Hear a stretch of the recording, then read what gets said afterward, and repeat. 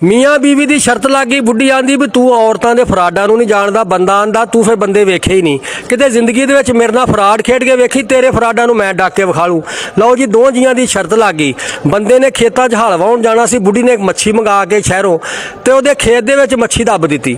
ਜਦੋਂ ਮੱਛੀ ਦੱਬਤੀ, ਬੰਦਾ ਸਵੇਰੇ ਹਲ ਲੈ ਕੇ ਗਿਆ ਜਨਾਬ। ਜਦੋਂ ਹਲ ਵਾਹੁੰਦਿਆਂ ਮੱਛੀ ਵਾਲੀ ਜਗ੍ਹਾ ਤੇ ਆਇਆ, ਉੱਥੋਂ ਥੱਲਿਓ ਮੱਛੀ ਨਿਕਲ ਆਈ ਬਾਹਰ। ਜਦੋਂ ਮੱਛੀ ਨਿਕਲ ਆਈ ਤਾਂ ਉਹਨੇ ਸਾਂਭ ਕੇ ਮੱਛੀ ਰੱਖ ਲਈ। 10 ਕੁ ਵਜੇ ਉਹਦੀ ਬੁੱਢੀ ਪਿੱਛੋਂ ਰੋਟੀ ਲੈ ਕੇ ਟੁਰ ਗਈ। ਜਾ ਕੇ ਆਂਦੀ ਆ ਕੇ ਰੋਟੀ ਖਾ ਲਾ। ਆਖੇ ਰੋਟੀ ਕਾਹਦੇ ਨਾਲ ਲੈ ਕੇ ਆਇਆ? ਆਖੇ ਆਲੂ ਬਤੌਆਂ ਨਾਲ। ਆਂਦਾ ਆਲੂ ਬਤੌਆਂ ਨੂੰ ਛੱਡ, ਮੈਂ ਤੈਨੂੰ ਮੱਛੀ ਦੇਣਾ। ਅੱਜ ਮੱਛੀ ਜਾ ਕੇ ਪਕਾ, ਥੋੜਾ ਜਿਹਾ ਹਲ ਰਹਿੰਦਾ, ਮੈਂ ਵਾਹ ਕੇ ਆਇਆ ਤੇ ਮੱਛੀ ਖਾਵਾਂਗੇ। ਉਹਨੇ ਆਖਿਆ ਤੈਨੂੰ ਮੱਛੀ ਕਿੱਥੋਂ ਲੱਭੀ ਆ? ਆਖੇ ਸੁੱਕੇ ਖੇਤ 'ਚ ਹਲ ਵਾਹੁਣ ਡਿਆ ਸਾ, ਰੱਬ ਦਾ ਕਰਿਸ਼ਮਾ, ਥੱਲਿਓ ਮੱਛੀ ਨਿਕਲ ਆਈ ਆ ਤੇ ਮੈਂ ਆਖਿਆ ਜੇ ਇਹੋ ਮੱਛੀ ਨਾਲ ਰੋਟੀ ਖਾਵਾਂਗੇ। ਬੁੱਢੀ ਨੇ ਮੱਛੀ ਫੜੀ, ਘਰ ਆ ਗਈ, ਆ ਕੇ ਬਹਿ ਗਈ। ਬੰਦੇ ਨੇ ਹਲ ਉਲਵਾਇਆ, ਨਹਾ ਧੋ ਕੇ ਬੜੀ ਆਸ ਨਾਲ ਗਿਆ ਵੀ ਜਾ ਕੇ ਮੱਛੀ ਖਾਣੇ ਆ। ਜਦੋਂ ਮੱਛੀ ਦੀ ਵਾਰੀ ਆਈ, ਉਹਨੇ ਮੰਗੀ ਮੱਛੀ ਕਿੱਥੇ ਹੀ ਮੇਰੀ? ਉਹਨੇ ਆਖਿਆ ਕਿਹੜੀ ਮੱਛੀ ਹੈ ਜਿਹੜੀ ਸੁੱਕੇ ਖੇਤ 'ਚੋਂ ਨਿਕਲੀ ਹਲ ਵਾਹੁੰਦਿਆਂ? ਉਹਨੇ ਆਖਿਆ ਭੋਲਿਆ, ਮੱਛੀਆਂ ਪਾਣੀ ਵਾਲੀ ਜਗ੍ਹਾ ਤੇ ਹੁੰਦੀਆਂ, ਕਦੀ ਸੁੱਕੀਆਂ ਜ਼ਮੀਨਾਂ 'ਚੋਂ ਵੀ ਮੱਛੀਆਂ ਨਿਕਲੀਆਂ।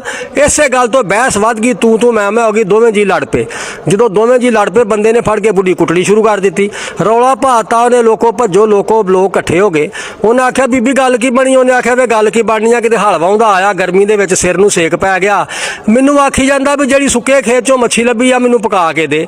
ਉਹਨਾਂ ਲੋਕਾਂ ਸੋਚਿਆ, ਉਹਨੇ ਆਖਿਆ ਯਾਰ ਵਾਕਿਆ ਇਹਦੇ ਗੱਲ ਦੇ ਸਿਰ ਨੂੰ ਗਰਮੀ ਪੈ ਗਈ ਆ, ਕਦੀ ਸੁੱਕੇ ਖੇਤਾਂ 'ਚੋਂ ਵੀ ਮੱਛੀਆਂ ਲੱਭੀਆਂ ਹੀ।